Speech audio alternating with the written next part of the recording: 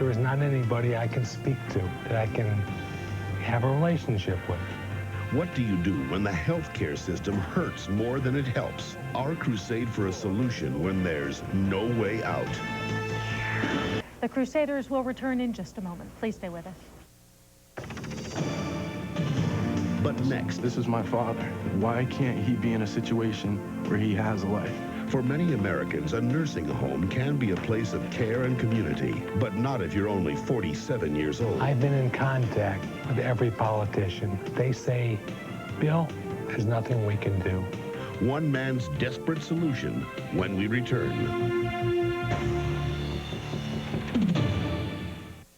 Now, back to an all-new edition of The Crusaders.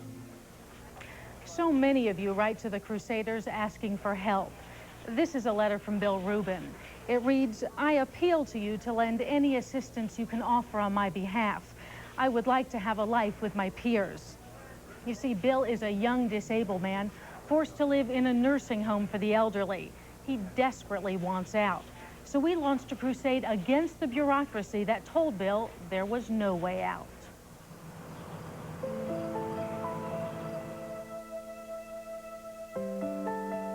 In today's front headlines, the Bosnian Serbs are back in the paper. Demonstrators trumpeting various causes. Aldura was a Hartford native. Very sunny and warm, high temps 80 to 85. Outside, enjoy the sun. And down.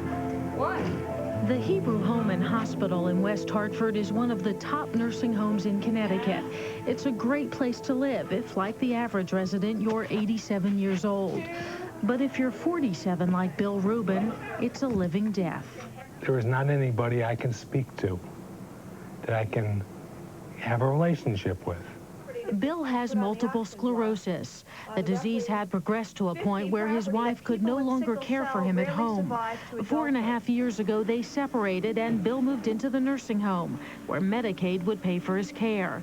Bill needs help getting up in the morning, preparing meals, and then going to bed at night. The rest of the day he spends alone. You spend the better part of your day in this room? Absolutely. Staring at the TV, listening to a ball game?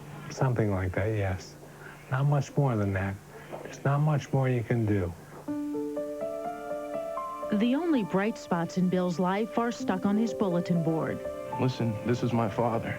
He means everything in the world to me. You know, why can't he be in a situation where he has a life? He's stuck, you know? What am I going to do every time I come to see my father? And, you know, and he says, I want to do this, I want to do that, I want to get out of here, I want to get the hell out of here and have a life. For the past year and a half, Brett Ruben has been trying to help his father move here to New Horizons, an independent living facility for people with disabilities. I took Bill over to check it out. Everything in the kitchen is designed so that it can be operated easily from a wheelchair. With the help of a part-time aide, Bill could live here independently. Ironically, he would be one of the older residents at New Horizons. Here he would have people to relate to, people like Carol Berger. How many times do you go out of here? You can go out. It's not a nursing home. Bill was all set to move to begin his new life, but then a year and a half ago, his plans for the future got lost in a bureaucratic maze. The government told him they would continue to pay for his care at the nursing home, but not at an independent living facility. And the absurdities in his story don't end there. You see, not only would New Horizons be better for Bill, it would also be cheaper for taxpayers. The move could save the government as much as $26,000 a year. It sounds illogical that I should, number one, be in a place like this, number two, not have a life, number three, waste taxpayers' money. It did sound illogical, so we made it our crusade to find out what the heck was going on. We were determined to get Bill the care he deserves and to save taxpayers some money in the process. First, I went to Connecticut's Commissioner of Social Services. Hi, this is Audrey Rowe. Audrey Rowe told me the state was just following government guidelines. If we made an exception here, we would then find ourselves petitioned by a number of other individuals who would want to have the same advantage, and it's something that I don't think the state, in terms of the dollar amount, could absorb in our existing budget. Rowe says that even though New Horizons is potentially $26,000 a year cheaper than the nursing home, the state would end up paying more because the federal government would no longer share the cost of Bill's care. You see, Medicaid will pay for him at a nursing home, but not at New Horizons. His income is $188 a month too high to qualify.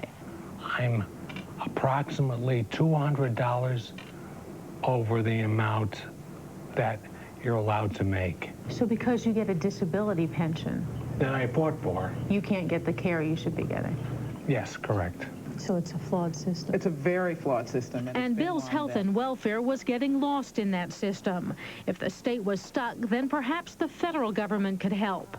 I went to talk to Stanley Kaplan, the government official in charge of Bill's case. I think the point here to emphasize is that the state has tried to make options available to Mr. Ruben within the system. The state has looked at other nursing home facilities that have a patient population much closer in age to his, and is willing. You know what?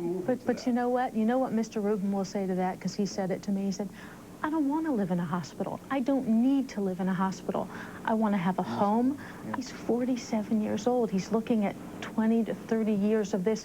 Whether it's at the Hebrew Home and Hospital or at another nursing home, it's still a hospital nursing home environment, and he doesn't want that. I was running into exactly the same kind of dead end that Bill Ruben had encountered. I've been in contact with every politician, but they say, Bill, this is not the place for you. But there's nothing we can do. But I wasn't ready to give up. If the system wasn't working, then we had to look outside the system. Numerous phone calls led me to a hospital room in Washington, where an extraordinary woman by the name of Laura Cooper was being treated for a flare-up of her multiple sclerosis. She understood Bill's predicament all too well.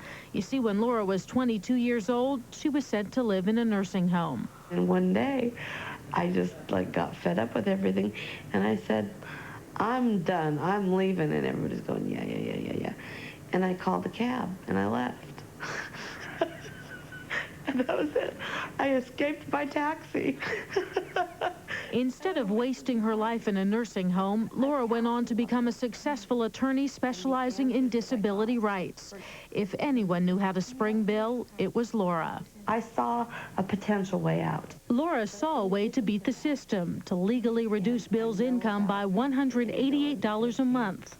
The catch was he would have to get a divorce. And in obtaining a divorce from his wife in a property settlement, he could change the technical amount of his income stream that would qualify him for Medicaid. But are you willing to go through and get a divorce if it means getting out of here and getting into an independent living facility? If it meant life. If it meant a life? Yes. You would? Without question. Seems an unfair decision to have to make. Doesn't it? I mean, actually divorcing so you can better yourself in one situation, it just, something's wrong with the picture. Something is wrong, and Commissioner Rowe would be the first to admit it. We told her how we intended to make the system work for Bill. It very well may be a solution. It would give me the option as the commissioner to say, I'm going to make an administrative exception in this particular situation because it's specific to this case. And that's an exception Commissioner Rowe says she will make. I went to give Bill the good news. It was the solution he'd been hoping for.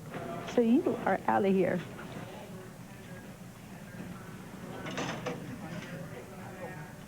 Turn that off. Are you okay? Here, Yeah. it's okay. It just seems, I don't normally get this mushy.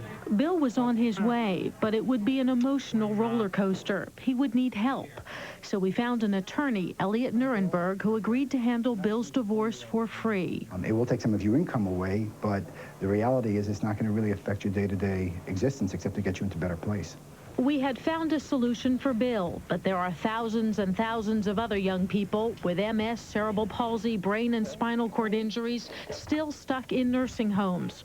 We couldn't free them all, but we could ask Bill Ruben to speak to lawmakers on their behalf, to sacrifice personal comfort and make what for him is a huge trip to Washington, D.C. to lobby his legislators as they debate health care reform.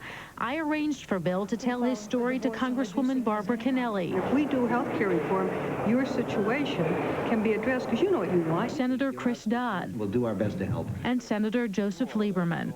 We hear you. We see what's happening. And there was someone else we wanted Bill to meet in Washington, someone who came through for him when the system failed. Bill, I'm so glad to meet you. Wow, you know what a godsend you are? Honestly. Don't make me. For you to find what you found, you made this whole thing possible. Grab the hand of another young disabled person and help them find a way out of an institution and into a home. Bill Ruben's attorney has already started the divorce proceedings. We, of course, will be there when he moves to New Horizons. If you know a young person in a similar predicament, we'll have a phone number for you at the end of the program. That's great work, Carla. Good job. The Crusaders will return in a moment, so you please stay with us. If you know a young disabled person who's looking for an alternative to living in a nursing home, call the National Multiple Sclerosis Society at 800-FIGHT-MS.